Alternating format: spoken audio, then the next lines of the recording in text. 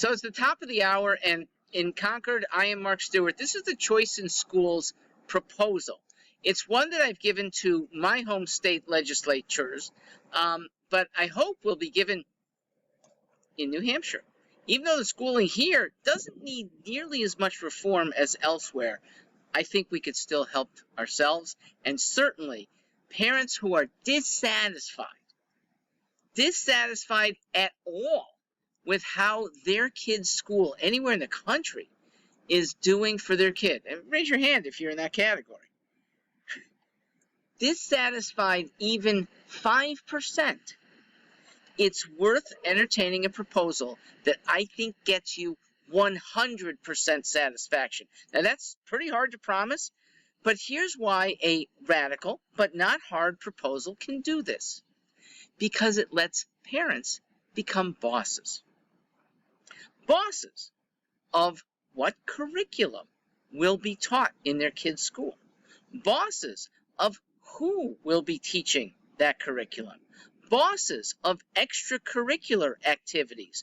Bosses of semi-emergencies. What to do during the next pandemic. What to do when a boy wants to become a girl and enter their locker rooms. What to do when teachers want to teach off the beaten path to those students. So I'm a conservative. I'd like to see schools that are much more reined in and traditional. But even non-conservative parents can have control over schools that I will call micro schools, but they can get very big if they're popular. And here's how. It's having dollars behind your kid to apply to the student's next school year. In New Hampshire, where about $16,000 per year is spent per student, it's a little higher in the most rural areas. There's higher transportation costs and lower density of students in the schools. So lower in suburbs, and urban can be in between. Urban often has a lot of special needs programs that are pretty expensive. Wherever you are, you'd have a voucher. Parents could use it in any school. The public school across town, the private school in another town, the form your own school among other parents like you. And there's some beautiful examples of schools that have cropped up in the last 15 years that are especially successful. The dollars behind parents allows this to happen because no longer can a school district say, these are the geographical boundaries, or we don't have geographical boundaries, but we have limits on our enrollments. Parents wouldn't have to, or if they want to limit enrollments, they could. They certainly would be selecting teachers and curricula, what the kids learn. They could even change kids' schedules. That's what Choice in Schools does. And it's funded without paying any more taxes, because we're not just larding on $15,000. By the way, my proposal would be 80% of the actual cost to educate a student. Okay, in Connecticut, that's $21,000 a year, and it would entitle 80% of that is nearly $17,000 per parent. Lower cost state, say $13,000 per student. 3 kids in the family, that parent has nearly $40,000 each year to spend as she sees fit. It could be for a pretty frugal school, and then she's got extra money to spend on other education, such as extracurricular niceties in the afternoon, sports teams that might and do now cost a lot of extra money, especially travel teams. Maybe she spends none of that extra on child A and B, but child C may be so promising and desirous of a very expensive prep school, St. Paul's. And if you've ended up with that extra money beyond the $13,000 that was budgeted, you're going a long way to pay a St. Paul's tuition. It's still going to be above what you've probably saved, but they often give scholarships anyway. So affordability is a huge deal when you have choice in schools. And if you're a parent right now who'd like to see your kid in a Catholic school, but the budgeting is the obstacle. Everything else is good, but spending that tuition is right now beyond you. This is over.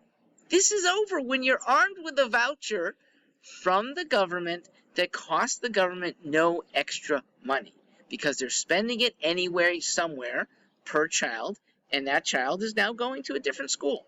Your choice. It somewhat helps staffing because the teachers themselves will have a choice in school with enough warning to the parents. I'm moving to this school starting in September. Parents are more able to say, I want to go and follow her because she was so good for my older child and now she's at a different school. The teachers moving often aren't as bound by administrative guidelines that are shackling them right now.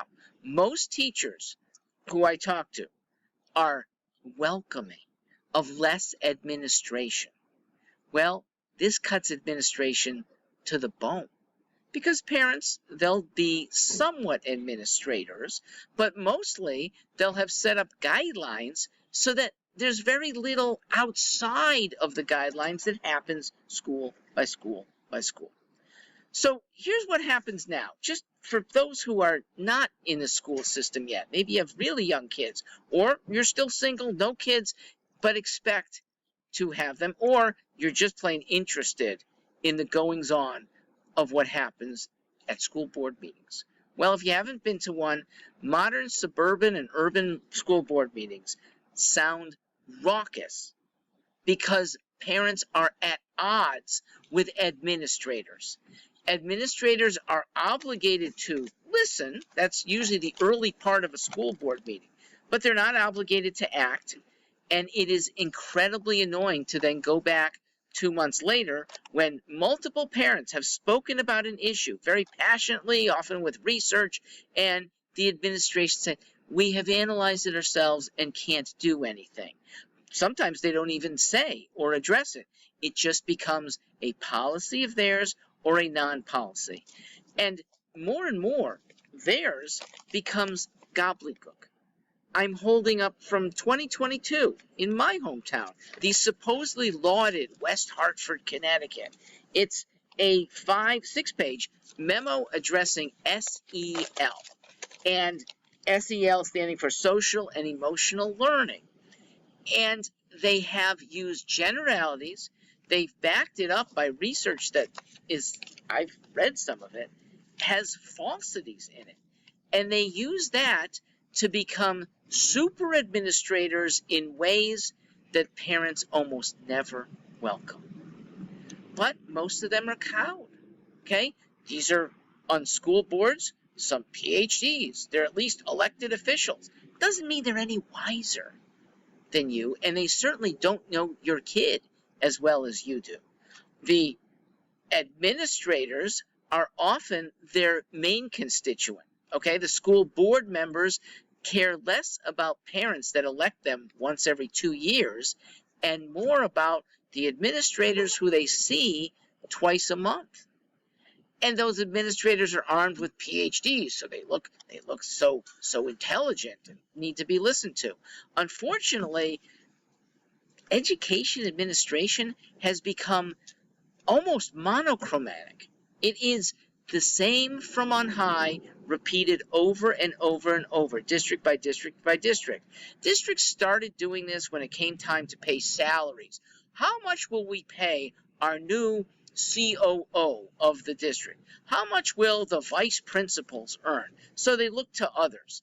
Well, that's reasonable because pay is a marketplace thing and you might lose others, but they've expanded this. And what is one set of education standards now gets so readily adopted because our suburban neighbors are doing it. And there's some research from another school that's doing it. And they don't act on their own, and they rarely act the way parents are asking. Choice in schools solves all these problems.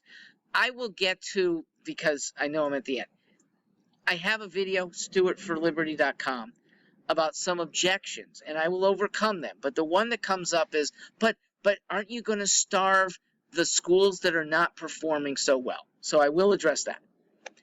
Yes, if they don't shape up, the parents will starve those schools because they won't bring their kid and that voucher money to the school. Rightly so. Don't be stuck. If your school isn't markedly shaping up within one semester, take your kids to a different school. Now, the great thing is, the power to take your kids out is probably a prod to get your local school to shape up. That's what I would like most, that your neighborhood school does not have to be exited from because they are finally listening to you and your voucher dollars. So in a way, it gets the schools to flourish if they're willing. But if they're unwilling or unable, it gets them to die quickly. And that too is a benefit to kids. If the local school doesn't exist, they have to end up at a better school. It might be an extra 10-minute commute, but almost every parent agrees it's worth it. Thanks for listening here.